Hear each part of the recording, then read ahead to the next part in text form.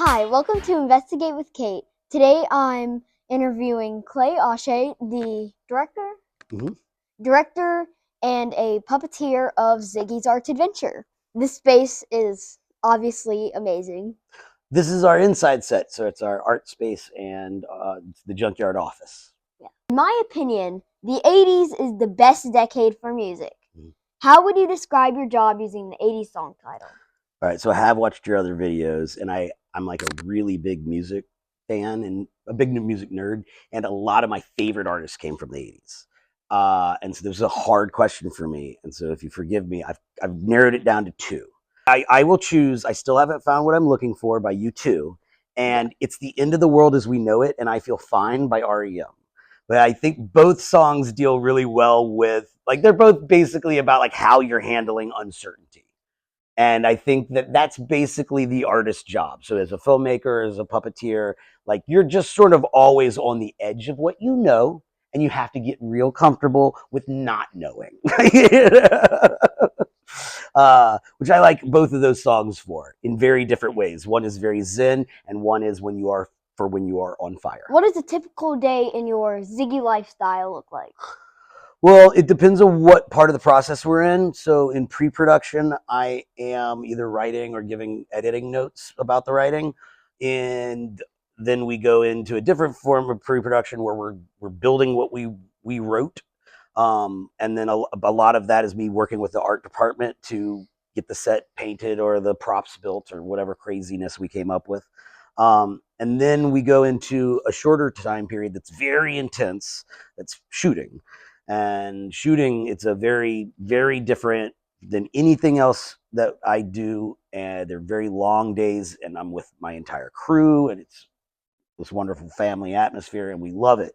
But it's like a really intense couple of weeks. We film everything, and then we go into post-production, which is where we're at right now for season 3, where most of my day is spent editing. Well, not personally, but giving notes. So the editors edit it, and they send me versions, and we have, a program where we put notes up with time codes so they know what we're talking about. And it's doing a lot of emails. You have a cut and you need LPB to approve it, and then they have notes, and then you send it to the music guys, and it comes back, and you have notes on that round. And so it's just talking to everyone. It's really just trying to make sure everybody's on the same page. You probably know this question, and I say this every time. It's my favorite question. Mm-hmm. What is the craziest thing that has happened to you during Ziggy shooting or in your career? Oh, that's an interesting question. It's interesting because I worked in the film industry just generally, like as a production assistant and a boom operator and assistant director. I worked just a lot of different jobs in the film industry, doing a lot of low budget local productions, right? And so I've worked on 3 different shark movies, like Sharknado, those sorts of movies. I worked 3 different shark movies, and like those were always fun. We had one of those where there was a remote controlled shark fin. That was just a really cool special effect that I loved.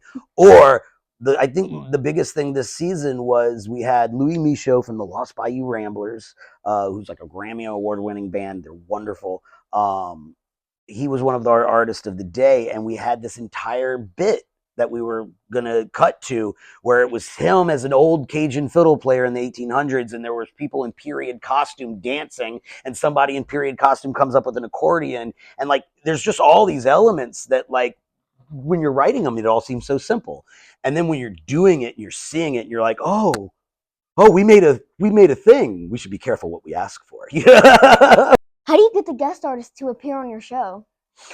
Well, with season 1, we were a very small budget production, and we hadn't done anything, and largely we reached out to just friends.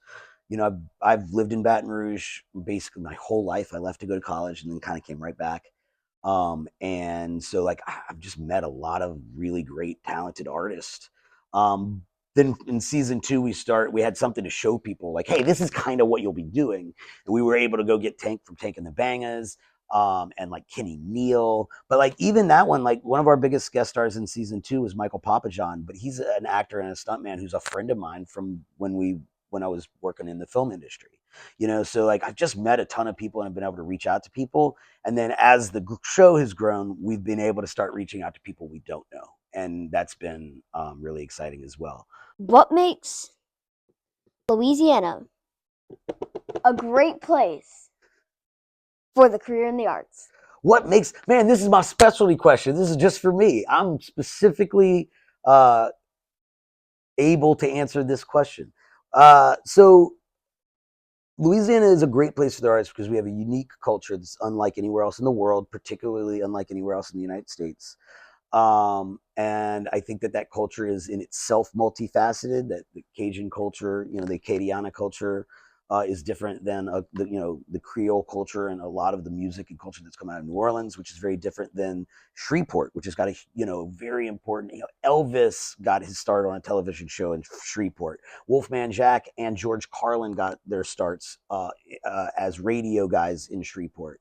It was a very important radio town. So there's all these weird pieces of Louisiana that as a whole make up this crazy, diverse, deep culture, and you have so many roots to pull on. And Baton Rouge is its own weird, cultural like spot as well, because we had a lot of influences from both New Orleans and the West, Acadiana, Lafayette area, and then when they made us the capital and gave us the university, it really shaped Baton Rouge's culture because now people from all over the state were coming here. Baton Rouge became Louisiana's melting pot. What is the latest in your show going national? Oh, the latest. They are. Oh, it's lovely. So they are the people who work with PBS. Have been wonderful in assisting us through what is basically a new process of trying to sort of grow shows at the state level. And we are one of those shows that they are trying to grow from the state level up. And so we are officially going to be, season 3 is going to go to South Carolina and Memphis. Tennessee. So that has been officialized and funded, and that's with a goal to expand from there. But this is LPB, and there's we're still, I'm real proud of being a state show right now. Yeah, we love being here in Louisiana. We hope to keep the show here in Louisiana. I hope you can, I hope people can find pride in being a state local show that's celebrating so much of the local culture anyway. Yeah. Right. Yeah. So all the people who watch the show because Memphis, my state is on the show now. Maybe I should watch the other seasons. And I think as the show goes national, our goal is to keep it based in Louisiana. Not only is our fictitious junkyard here in Louisiana, but that we continue to celebrate Louisiana culture. But it's also going to give us an opportunity to draw artists from other states and celebrate all of those cultures as well. I can't wait to see what all the other states have to offer us. Well, thank you for watching this episode of Investigate with Kate. Make sure, please, if you haven't watched Ziggy, there were spoilers, and now you have to go watch it.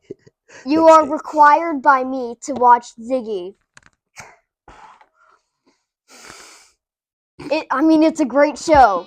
Thanks, dude.